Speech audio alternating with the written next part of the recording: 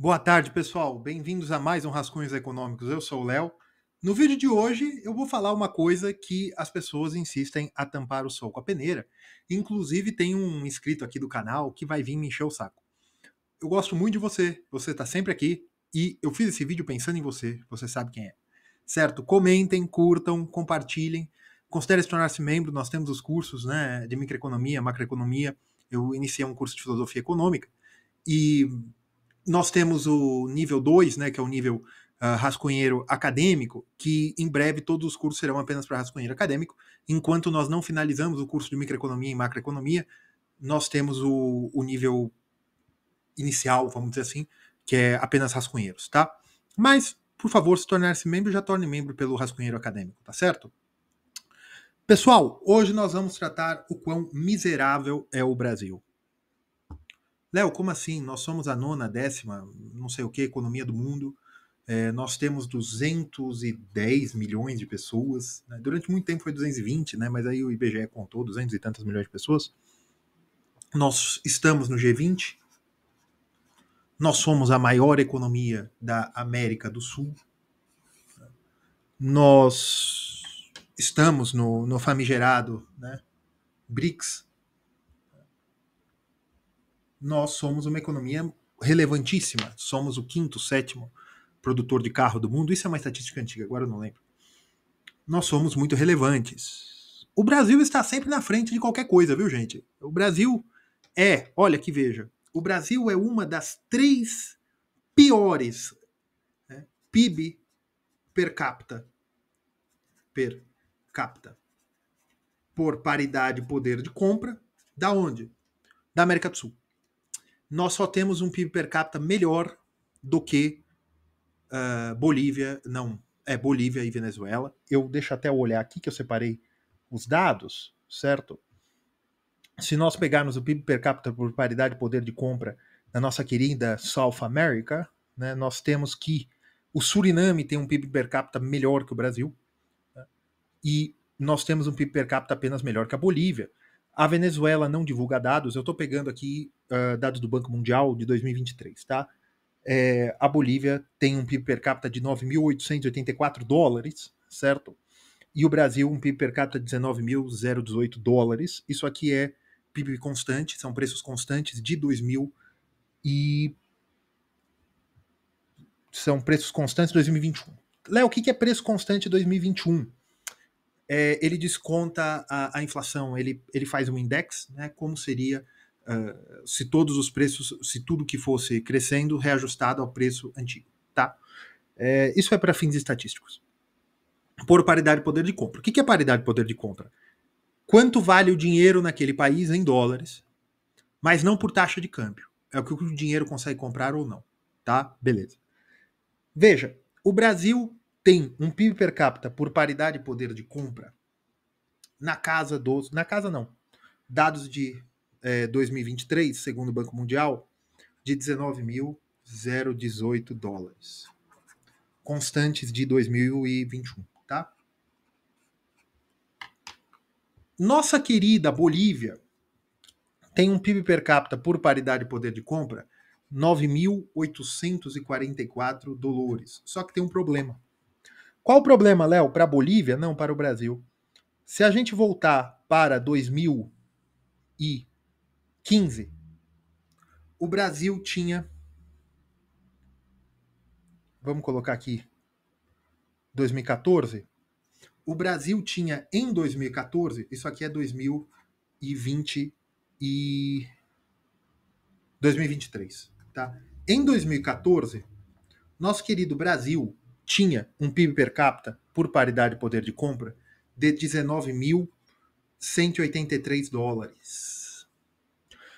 Ou seja, gente, em 9 anos, né, porque o dado mais recente que eu tenho aqui do Banco Mundial é 2023, em 9 anos o brasileiro ficou mais pobre.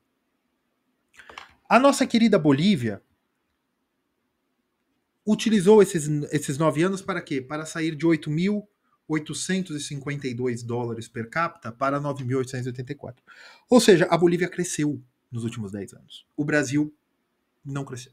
O Brasil decresceu. O Brasil é miserável.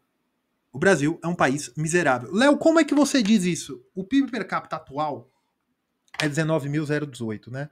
Vamos comparar com outros países da América do Sul, tá? Paraguai. Então o Brasil está entre os quatro, né? É Venezuela, Bolívia, Paraguai e Brasil, tá? O Paraguai tem um PIB per capita de 15 mil. 15.783. Mas quanto que estava o PIB per capita do Paraguai em 2014? Em 2014, o Paraguai tinha um PIB per capita de 14.219, ou seja, em 10 anos o Paraguai cresceu 10%. Um pouquinho menos. Não. E o Brasil decresceu. O Brasil estacionou no tempo. O Brasil perdeu 10 anos. Nós tivemos uma década perdida. A segunda década perdida desde a redemocratização. Se nós pegarmos o PIB per capita brasileiro em 1990, o PIB per capita brasileiro era 12 mil dólares, 633, com valores do dólar 2021. Léo, como assim? Porque você vai falar 12 mil dólares era muita coisa em 1990. Sim, mas seria o equivalente ao PIB per capita de 1990, mas com valores de 2021. Tá? Isso é PIB per capita, paridade de poder de compra, com preço constante de 2021, segundo o Banco Mundial. Certo? Muito bem. Em 1990, o Brasil tinha um PIB per capita de 12.633 dólares. Tá? A Bolívia tinha um PIB per capita de 5.124. A Argentina tinha um PIB per capita de 17 mil dólares. 17.007. Isso aqui é Bolívia, isso aqui é Argentina, e esse aqui é o Brasil. Tá? Aí nós temos que, isso é 1990, vamos levar para hoje? Hoje, a Argentina tem um PIB per capita de 27.105 dólares. Não dobrou, mas é um crescimento substancial. E a Argentina, tudo que a Argentina passou, fazer paridade de poder de compra na Argentina é difícil, certo? A Bolívia, 9.844. O Brasil, 19 mil. Léo, mas o crescimento do Brasil para com os outros países, né? Porque se você pôr metade aqui, vai dar 6. Então ele cresceu 50% em 30 anos. Né? Em 35 anos, 34 anos. Aqui, se você colocar metade seria 7. Então ele cresceu mais que a metade. Ele cresceu 80 e tantos por cento aqui. Aqui ele cresceu 50%. Aqui, se você colocar metade de 17, seria mais um pouquinho mais de 6. Então é mais de metade. Veja, o Brasil cresceu menos percentualmente que a Argentina e a Bolívia. Léo, por que você está falando isto? Porque se nós pegarmos o dado da média, né, o que quer dizer? Vamos pegar a América do Sul. Como assim América do Sul? Se a gente comparar o PIB per capita brasileiro com o PIB per capita da América do Sul, nós podemos pegar da América Latina, né?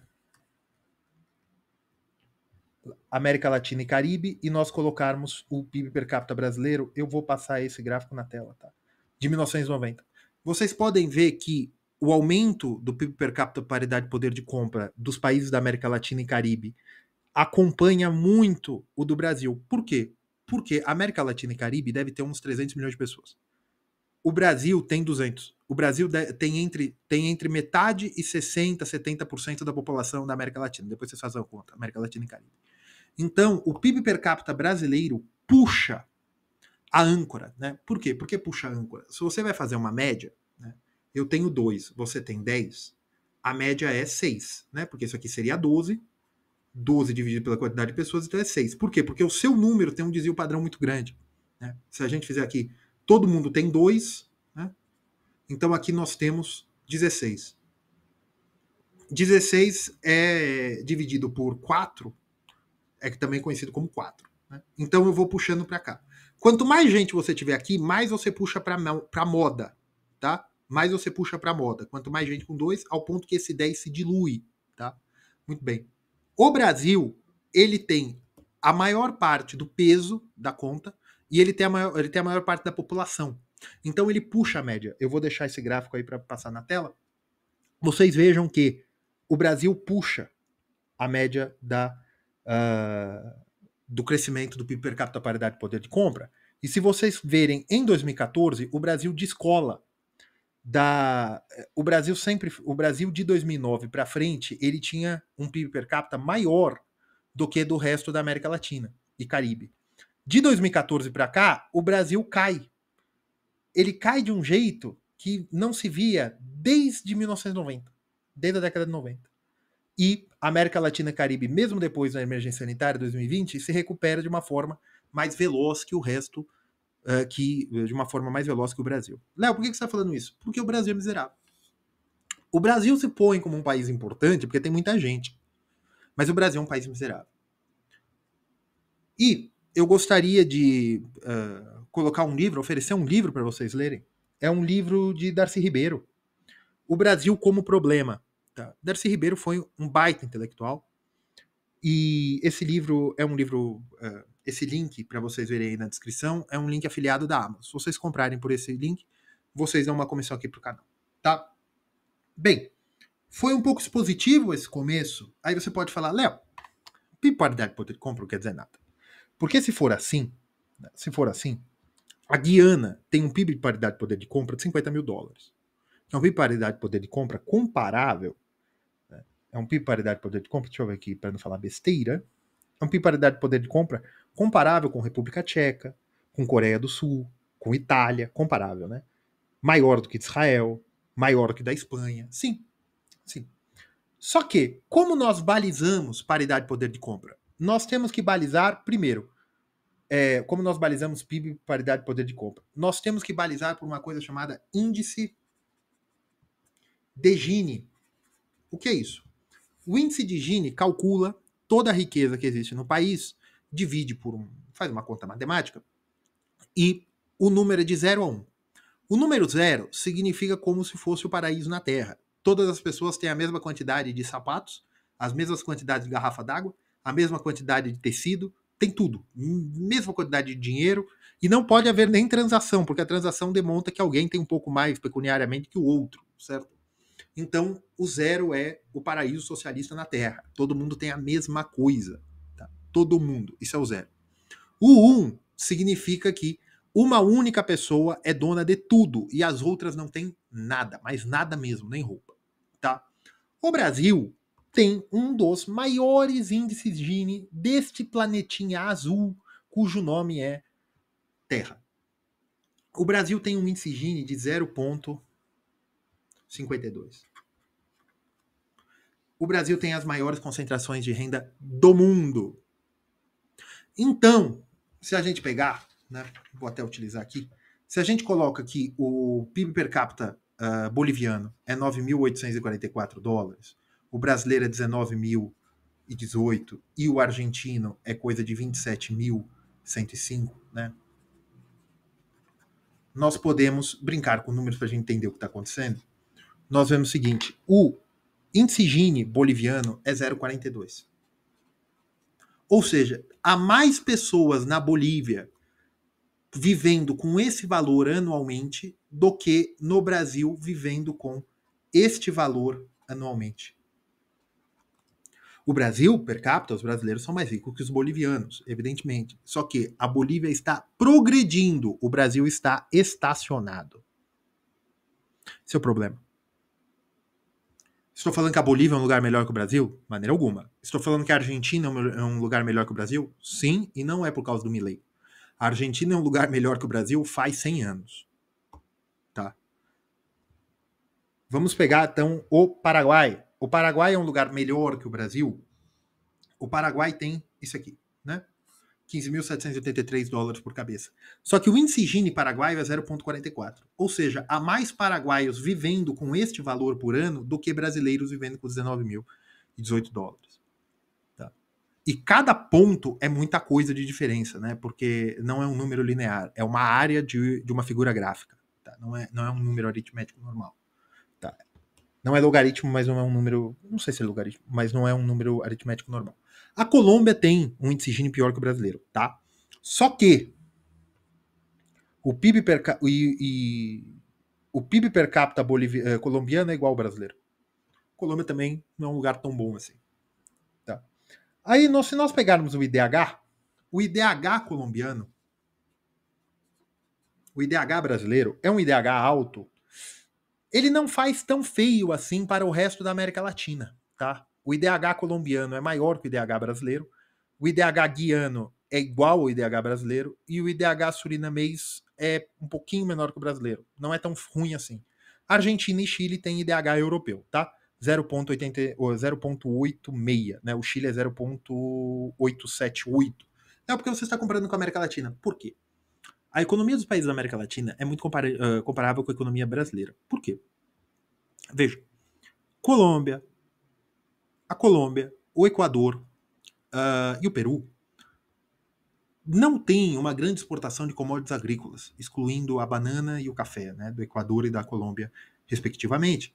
Só que o Peru tem fábricas automotivas, a Colômbia também tem, o Equador é um grande exportador de petróleo, a Argentina, por culpa do Mercosul, a Argentina, o Uruguai e o Paraguai estão mais ou menos no mesmo barco. Né? O Chile é um grande exportador de commodities, minerais, né? E peixe não é commodity. Mas... então, é comparável com as outras regiões do Brasil. Né? O norte do Brasil é muito comparável aos países do Caribe, né? Do norte da América do Sul. O sul do Brasil é muito comparável, né? Do sul, eu digo, é uma concepção geográfica minha, tá? Vocês não vão ver assim em nenhum livro, mas só para vocês entenderem o que eu estou falando. O sul do Brasil, ele... Vamos tentar desenhar aqui a América Latina? Vamos fazer assim, mais ou menos, né? Aqui é o Brasil, certo? Ficou feio. Aqui é o Brasil. Aí você tem a Guiana francesa, né? Você tem a França aqui, você tem a Venezuela, Colômbia aqui. Bem, enfim. Este pedaço são muito comparáveis. Tá? Isso aqui é muito, muito, muito comparável. Certo? Do ponto de vista econômico. Tá? Léo, e o Nordeste? O Nordeste é Brasil, gente. O Nordeste, a Bahia... Né, a Bahia fica no Nordeste. Isso aqui é Brasil. Tá? Rio de Janeiro também é sui generis. Né? Aí você vê assim, você tem o comparável o quê? PIB per capita, taxa de homicídio, IDH, índice de Gini. Né? São Paulo se exclui, né? São Paulo ele tem a média brasileira de índice de Gini também. Mas por quê? É étnico? É racial? Não. São escolhas econômicas que foram feitas pelas elites, né, dessas regiões ao longo do tempo. Se você pega aqui o IDH brasileiro está na média da América Latina, excluindo essa área aqui. Tá? O Paraguai está na média da América Latina. Tá? Léo, você está falando que o Brasil é miserável. É miserável, miserável. Mas veja, ele está na média da América Latina. Vou mostrar uma coisa aqui para vocês. Porque, o Brasil tem uma herança muito ruim. A herança colonial, isso e aquilo, tal, né? Como diria o Chaves. Se a gente pegar aqui a Europa... Léo, mas a Europa é covardia. Não, vamos pegar aqui a Europa da cortina de ferro. Tá? A Armênia tem um PIB... A Armênia fica entre a Ásia e a Europa, vocês entenderam? A Armênia tem um PIB per capita equivalente ao brasileiro. A Geórgia tem um PIB per capita de 22 mil dólares. O Azerbaijão tem um PIB per capita de 21 mil dólares. A Rússia tem um PIB per capita de 40 mil dólares, 39.753 dólares. E esse período eles já estavam na encrenca. A Ucrânia tem um PIB per capita pior que o Brasil, mas ela caiu muito, né? Mas a Bielorrússia tem um per capita de 27 mil dólares. A Lituânia tem um PIB per capita de 46 mil dólares. A Latívia, né, tem um PIB per capita de 37 mil dólares. Tá em inglês, eu não sei como é que é isso em português, tá? A Estônia tem um PIB per capita de 42 mil dólares. Vamos pegar a Romênia, 40 mil dólares. Pegar a Turquia, 34.610 dólares. Cazaquistão, 34 mil dólares.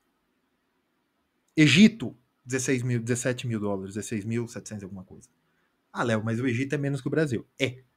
O Egito é menos que o Brasil per capita para dar poder de compra.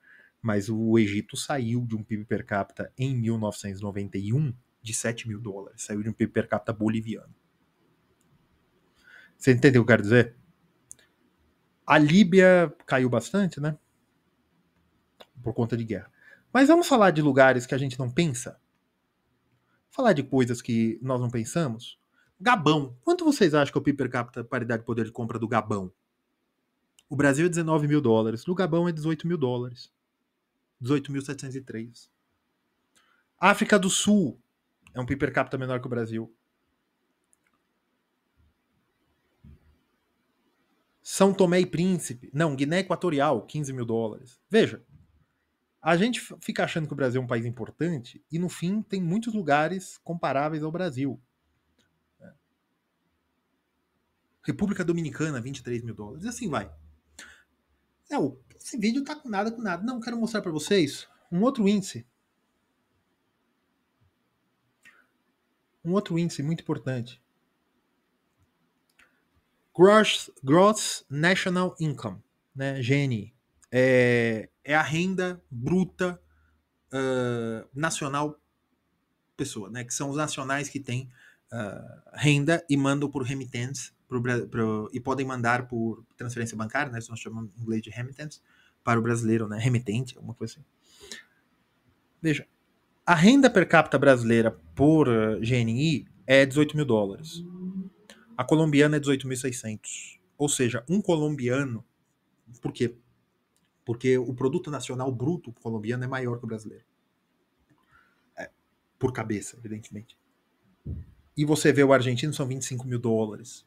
Você veja que, se vocês explorarem esses gráficos, vocês veem que a situação econômica brasileira é abaixo da média dos países comparáveis.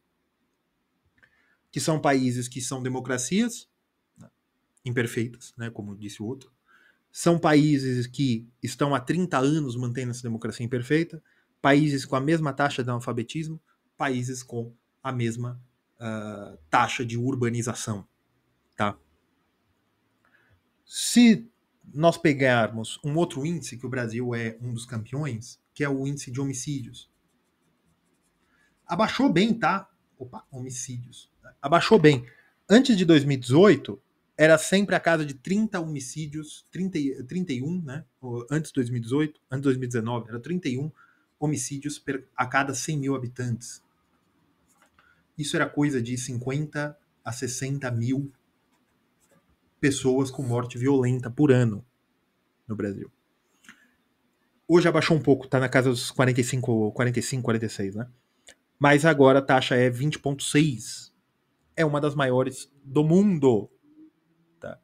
A título de comparação, os Estados Unidos têm uma taxa de 5,8 por 100 mil habitantes. O México e o Brasil estão comparáveis agora. A Argentina tem 4,5. Léo, isso não é economia? Lógico que é. Para você consumir, você tem que estar vivo, né? Eu acho. Léo, o que você está falando tudo isso? Quais são as causas? Quem fez? Quem fez? De quem é a culpa? Eu quero culpar alguém. A culpa disso aqui, né, do subdesenvolvimento permanente, porque o que eu quero que vocês entendam é o seguinte: o Brasil estacionou no tempo. E os outros países, ó, trabalhando. A Argentina mesmo, o Paraguai. Por que o Brasil estacionou no tempo? Por que existe esse subdesenvolvimento permanente brasileiro? O Brasil é um país muito fechado ao comércio. Não, então você está falando que o comércio desenvolve o país? Eu estou falando que os outros países se desenvolveram via comércio. O Brasil é um país muito fechado ao comércio. Ele participa de 1,6 a 1,8 da cadeia de comércio global. Na conta do PIB, né, da demanda agregada brasileira, isso é abaixo da média também. Agora não arrisco o número porque eu não peguei antes, mas é abaixo da média, vocês podem procurar. O índice de poupança que são o que as famílias conseguem poupar, ele está abaixo de 17%. Isso é muito baixo. Por quê? Porque poupança tende a se tornar investimento, que é o que gera formação de capital bruto. Vou escrever assim, capital bruto. É isso aqui que desenvolve o país. Né? Desde 2003, a formação de capital bruto brasileira está abaixo dos 18%. Isso aqui é menos do que o necessário para a manutenção do capital. O que é manutenção? Você tem um trem, você tem uma ferrovia. À medida que o trem vai passando, a ferrovia vai desgastando e a locomotiva também, né? Sim. Isso é. O capital desgasta. Né? Por isso que é burrice, né? O pessoal que fala avanço tecnológico leva a diminuição de preço. Tá bom. E de onde você vai tirar a margem para refazer investimento? Mas tudo bem. Formação bruta de capital, gente. Bem, e você também tem um outro problema. O Brasil é um país baseado na exportação de commodities. As commodities têm um problema muito sério que nós não damos preço.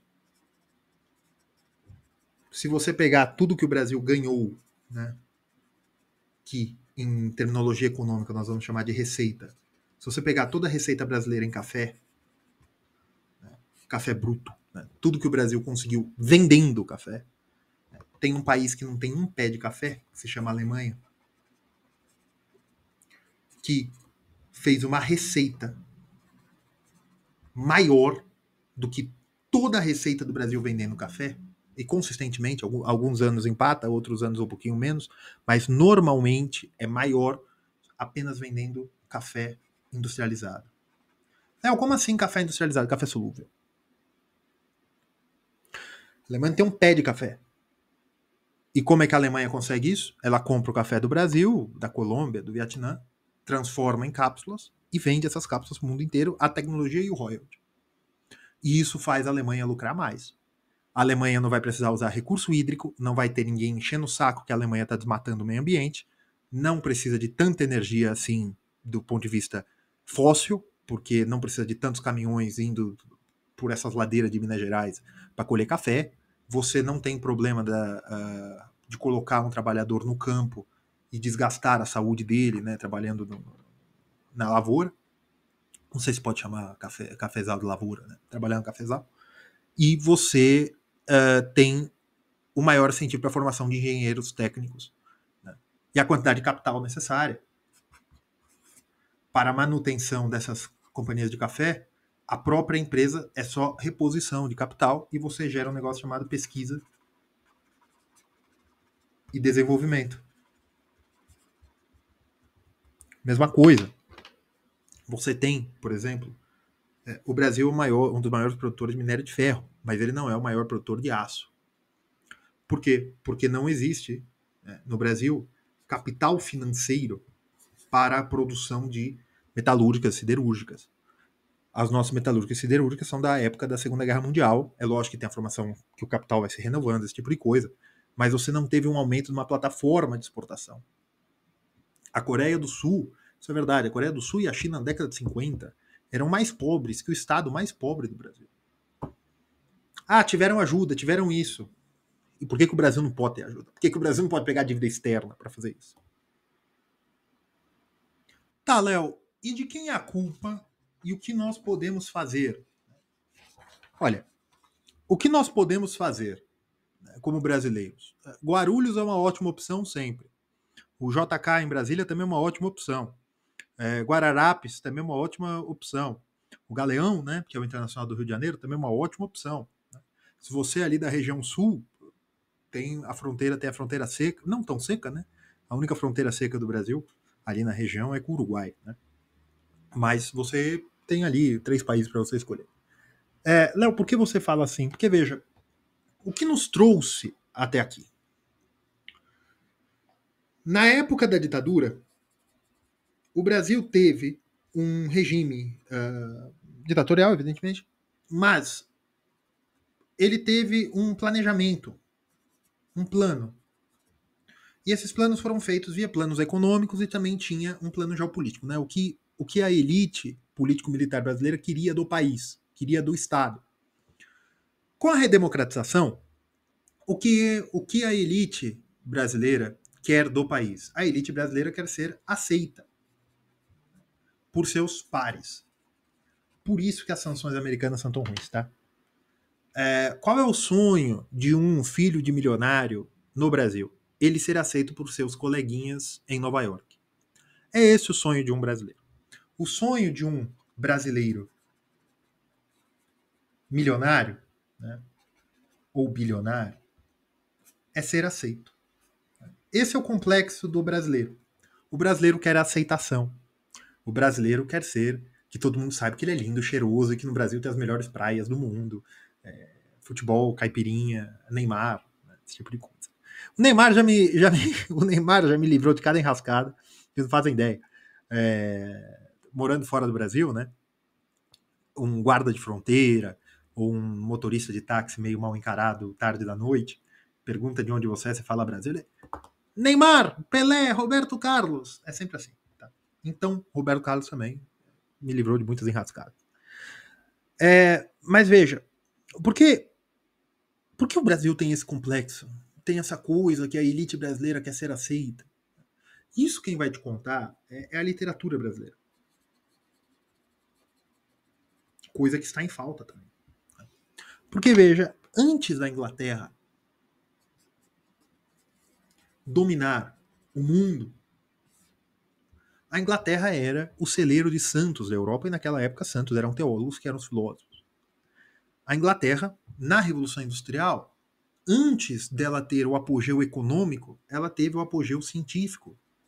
E veja, a Inglaterra, o apogeu científico inglês, não é a ciência que a gente pensa hoje, né? Não é formação de faculdade, as faculdades foram muito importantes, mas eu digo, não é artigo, não é paper, não é prêmio, não é tapinha nas costas.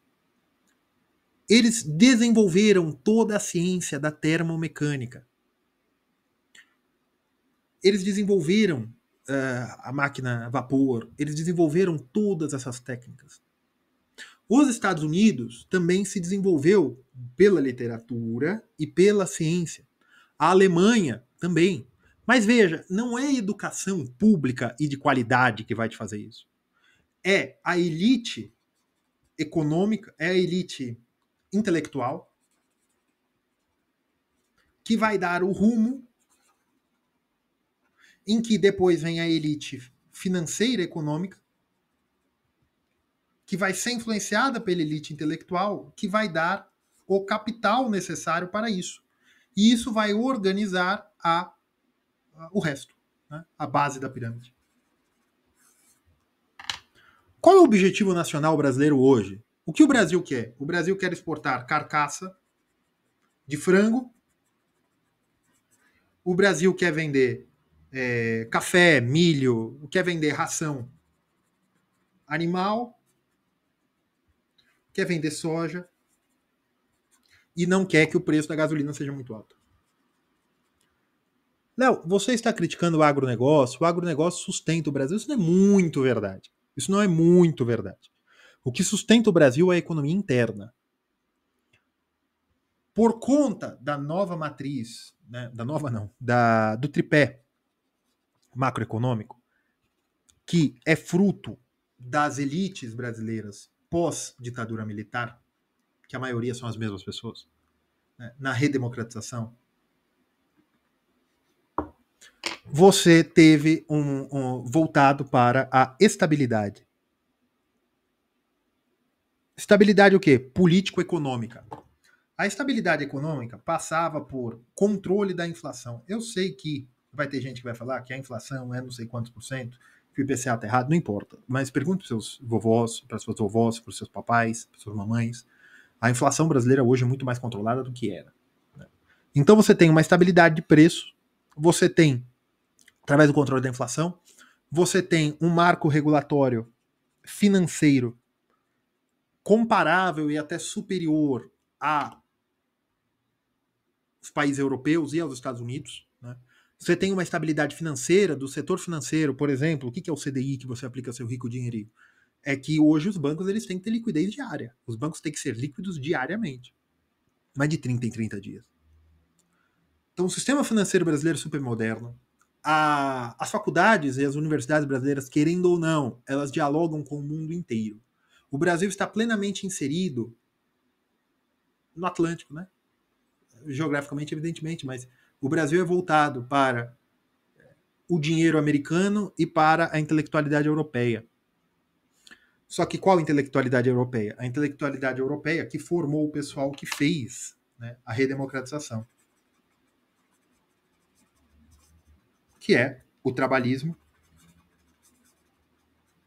e a social-democracia. Léo, mas o trabalhismo ele é nacional-desenvolvimentista? Uma ova. Quem fez o Plano Safra? Senhor Luiz Inácio. Quem fez toda a engenharia financeira que sustenta o setor da construção civil? O seu Luiz Inácio.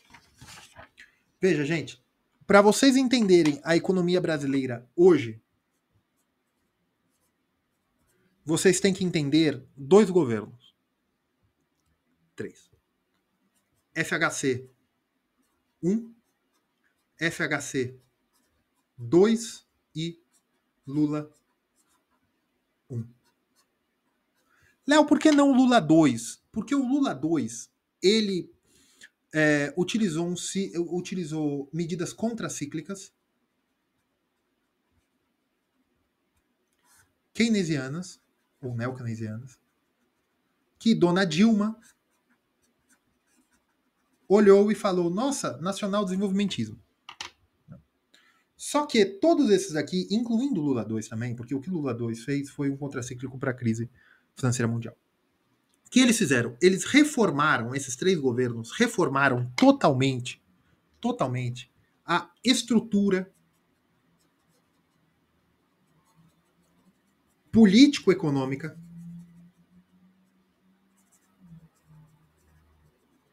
brasileira. Ela foi totalmente reformada. Fiscalizando, né? Olhando para onde? Olhando para o pacto da redemocratização. Olhando como, Léo? Esses 3 governos de 2 presidentes diferentes, eles queriam muito, né, a estabilidade econômica e política. Para a estabilidade política, principalmente o governo Lula 1, trouxe todas as elites para dentro do orçamento, junto com os movimentos da sociedade civil organizada. E essa sociedade civil, o que o termo sociedade civil não inclui, mas nós vamos colocar também igrejas. As novas igrejas evangélicas neopentecostais que nasciam no período do Lula 1. Então, para a estabilidade política e econômica, a nova república, que foi consolidada com o FHC e todas as bases estabelecidas com Lula, inclusive do ponto de vista jurídico, né, que muitas reformas que nós reclamamos aí do judiciário foram feitas no Lula 1, foi trazer todas as tensões sociais possíveis do Brasil para dentro do orçamento, e aqui eu estou falando de forma legal. Eu estou falando de subsídios, eu estou falando de distribuição de renda, eu estou falando de fomento ao mercado financeiro. Essa caneta vocês não conseguem ver, né? Fomento ao mercado financeiro. Vocês não lembram que o FGTS foi liberado para comprar ação da Petrobras. E por quê, Léo? E você teve também a aprovação do senhor Luiz Inácio, acredito que no primeiro governo, da China entrar na OMC. No governo FHC, você tem quem fez isso foi o Collor, mas você tem ainda a pauta de utilizar importações para combate à inflação. Léo, isso está errado? Não, não está. Só que o problema é o seguinte, você destruiu a indústria brasileira. E para que elas continuassem, elas precisam de subsídio. Léo, mas a indústria brasileira sempre nasceu com capacidade de... com protecionismo, né? com proteção de mercado. Sim. Só que aqui dava para ter feito de outra forma. Dava para ter utilizado a economia brasileira, né, dentro do Brasil, aqui está o Brasil, tá? Dentro do Brasil, as fábricas construiriam dentro do Brasil e utilizar o Brasil como plataforma de exportação para a América Latina. Não. O que foi feito? Estreitamento das relações econômicas com a China, ou até criação, porque as relações econômicas com a China eram novidade. No grau que foi feito. E aí você tem uma grande dependência dos dois preços mais importantes da economia. A taxa de juros e a taxa de câmbio. E o que me motivou a fazer esse vídeo foi aquela foto do excelentíssimo presidente da República numa favela, que agora eu não sei que lugar do Brasil, mas em qualquer cidade do Brasil você vai encontrar aquele jeito, né? Qualquer capital do Brasil você vai encontrar aquilo. Uma favela, e ele visitando aquilo ali. Gente, faz 20 anos. Somando todos os governos. E nós não resolvemos aquilo. Por quê? Porque a taxa de juros brasileira é estruturalmente alta. Por quê? Porque a estabilidade de preços é um pacto nacional. E para você acabar com a inflação no longo prazo, e aqui como inflação, é o aumento generalizado do nível de preço. Eu não me importo com o que vocês vão falar, porque você está errado. Tá? Eu já fiz um milhão de vídeos sobre isso e eu só perdi energia, tempo e audiência. Certo? A taxa de juros é estruturalmente alta. Ela sendo estruturalmente... Por que ela é estruturalmente alta? Porque você tem o tripé macroeconômico. O tripé é metas de inflação, né, que é a meta do IPCA. Você tem superávit primário, que é você fazer uma economia para pagar os juros da dívida. Metas de inflação, superávit primário e câmbio flutuante. Se eu não me engano. Câmbio flutuante. Por quê? Para você atrair capital. Só que tem um problema. O Brasil tem muito a se fazer. O Brasil precisa para você fazer, você precisa de capital financeiro. O Brasil não permite a importação num sistema livre. Léo, mas você acabou de reclamar que nós estamos importando muito da China. Só que a pior coisa que existe é ficar em cima do muro. Ou vai ou racha. Certo? Se você começou, termina. Ficar nesse vai e não vai. Porque se o Brasil se abrisse ao comércio e permitisse o livre comércio para dentro do Brasil, ao mesmo tempo que o Brasil poderia se beneficiar de livre comércio com outros países do mundo, você conseguiria o melhor da divisão internacional do trabalho. Mas ao ponto que poucas empresas têm a capacidade de importação e você ainda tem os subsídios das indústrias nacionais, você não permite uma coisa muito boa do livre comércio, que é o transbordamento. Que é a criação de novas elites através do importador. O importador vai para a China, acha uma máquina que no Brasil não tem, ou é muito caro, ele traz, ele vende o preço que ele quer, ele fica com muito dinheiro, ao longo do tempo ele pode considerar abrir um banco, abrir uma outra empresa para reinvestir o dinheiro, porque como vocês sabem, o mercado financeiro não dá tanto dinheiro assim. Quando a pessoa tem muito dinheiro, ela tem que ir para a economia real. E isso poderia incentivar. Ele poderia, com aquele excesso de dinheiro que ele tem, ele poderia começar a vender casas, fazer construção civil. É sempre assim que foi. Uma pessoa enriquece muito e ela começa a transbordar aquele dinheiro, enriquecendo também a região.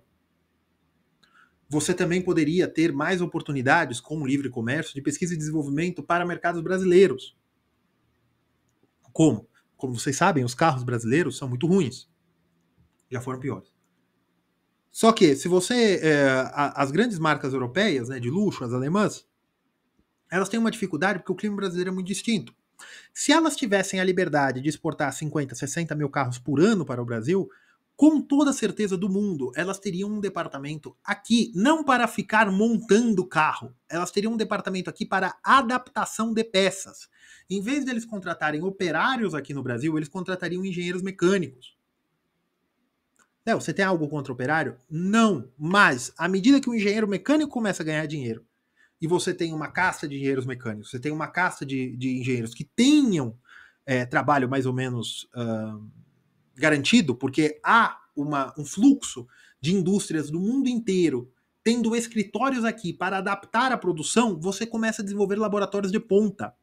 Você desenvolvendo laboratórios de ponta, a vida humana é assim. Já já você tem patentes realmente brasileiras. Você começa a desenvolver tecnologia aqui. Não ser apenas um montador. Você começa a produzir tecnologia. Mas para produzir tecnologia, você tem que ter emprego de engenheiros e cientistas da área, e técnicos, e uma série de coisas. Se você começa a fazer a restrição ao comércio para a proteção das elites locais e para que você tenha metas do câmbio flutuante, por quê? Porque o câmbio flutuante tem um outro problema. Você não pode deixar o câmbio flutuante flutuar tanto. Você não pode deixar o dólar chegar a 10, mas você também não quer ele abaixo de 3. Por quê? Porque abaixo de 3, as poucas indústrias que ficaram aqui, elas perdem porque compensa para mim importar mesmo se eu pague 100% de imposto de importação. E perto de 10, eu não consigo mais, apesar de eu vendendo, vamos supor que a saca de um grão específico está $70. Com câmbio a 10, $70 viram R$700. Pô, é mais dinheiro para o produtor, né, para o agronegócio.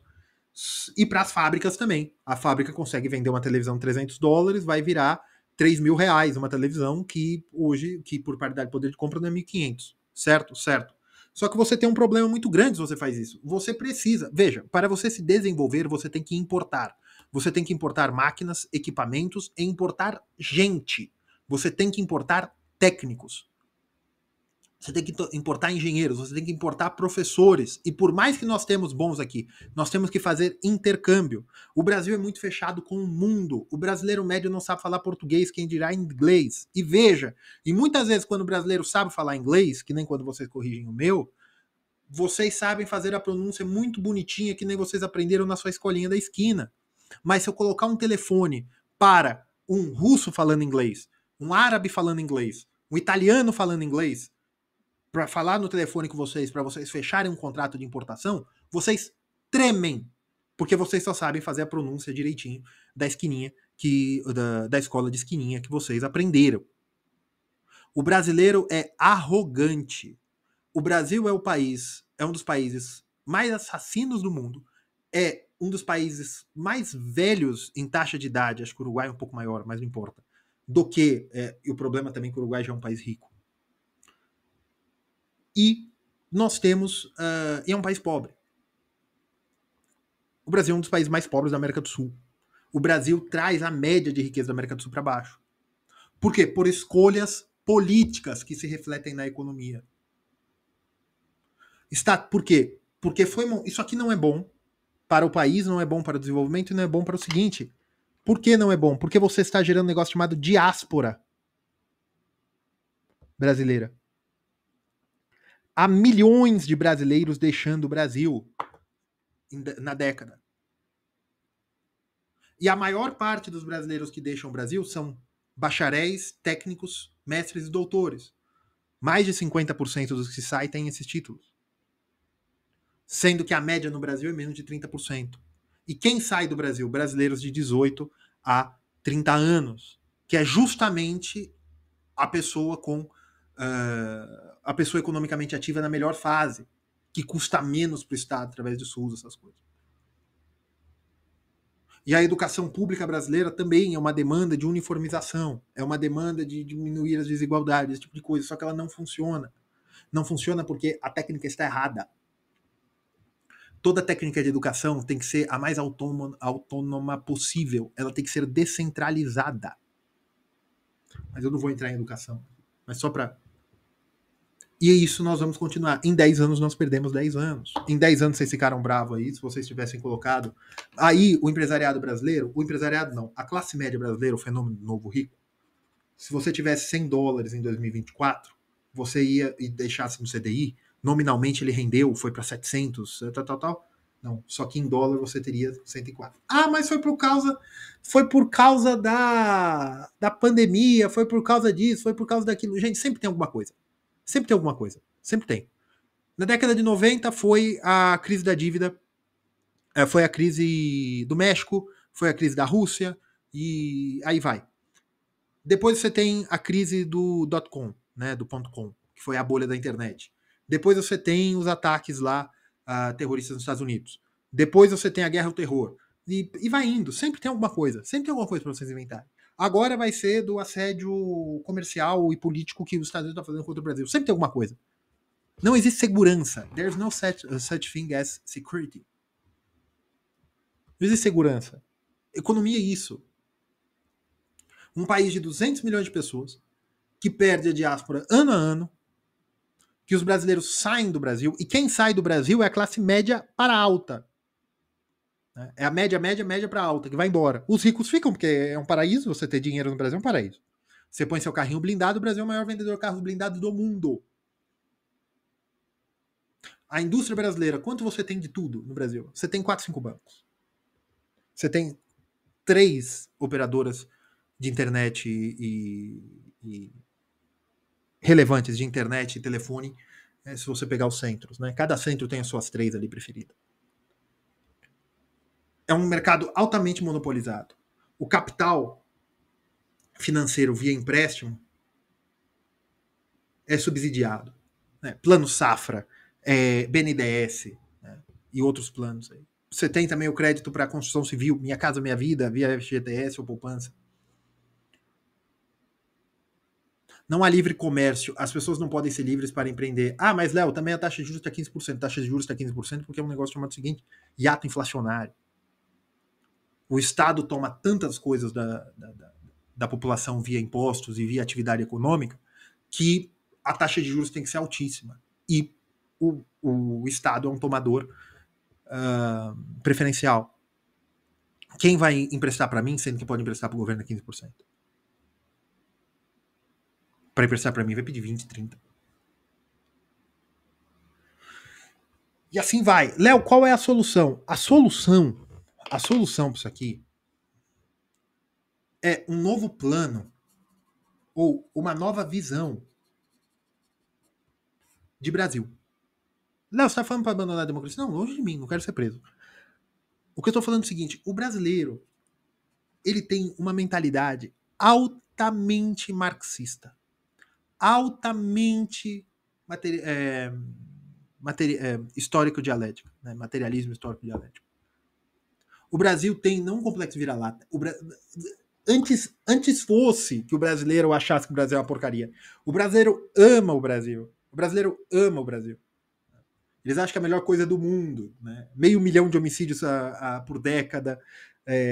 Uma das piores taxas de coleta de esgoto, né, em centros urbanos. Esse tipo de coisa o brasileiro acha maravilhoso. Né? Proficiência em inglês baixíssima. Não tem praticamente poupança. Né? A renda é numericamente igual ao gasto. Né? E, na verdade, o brasileiro é um devedor líquido. E nenhuma crítica a isso eu também sou. O brasileiro quer tirar vantagem. Por quê? Porque o Brasil é difícil. Léo, qual é a sua sugestão?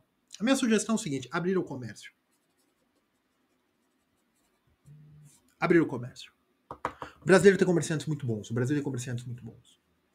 A partir do comércio, você pode fazer um plano de taxação, um plano que um pouco desse dinheiro que entra, né, para o transbordamento, você poderia utilizar e pedir a nacionalização de algumas coisas, mas isso também seria muito ruim, porque o Brasil não tem material humano, não de tecnologia, não. O Brasil não tem material humano de políticos, e não estou falando de políticos eleitos, eu estou falando da burocracia, não estou falando que eles são ruins, não. Estou falando o seguinte, não há pessoas suficientes para fazer tudo no Brasil. Falta gente para estatística o suficiente, e pior, que já está muito grande também. Você tem um problema institucional, né? Os processos no Brasil demoram 10 anos. O Brasil tem muitos problemas. Tem que separar, o problema é o norte contra o sul, tem que separar o Brasil. Não, a única coisa boa do Brasil é a identidade nacional, a unidade, né? Que está sendo destruída também, solapada. O Brasil tinha que se abrir o comércio.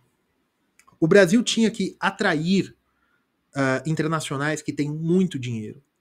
O Brasil teria que tentar virar uma plataforma de exportação de serviços. O Brasil teria que utilizar a sua. O problema do Brasil é que o Brasil é muito longe do resto do mundo. Isso é verdade. A América do Sul é um continente longe dos núcleos, né, financeiros e econômicos. O Brasil teria também que começar a abandonar o agronegócio. Léo, vai faltar dinheiro? Não vai. Não vai. Não vai. Não vai. Não se preocupa que não vai. Vai gerar muito desemprego? Não vai. Não se preocupa que não vai. O Brasil tinha que capacitar, né, permitir a capacitação de empresas, de... Isso aqui o pessoal vai ficar bravo comigo. Mas de você fazer uma sobretaxação, não a liberação da exportação de matéria bruta. Você tinha que fazer uma sobretaxação de matéria bruta. Você tinha que taxar as exportações para aumentar o beneficiamento interno.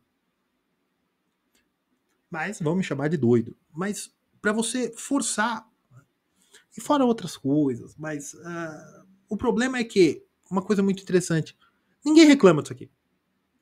Quem reclama, sai. Ninguém reclama disso. Tá bom para todo mundo, porque tá todo mundo dentro do orçamento. Tem inflação, mas depois eu tenho o dissídio coletivo, tenho isso, tenho aquilo. Ninguém reclama disso. Tá bom para todo mundo. Pessoal, curtam, compartilhem, leiam o livro do Darcy Ribeiro, tá? E é isso aí. Um abraço, fiquem com Deus.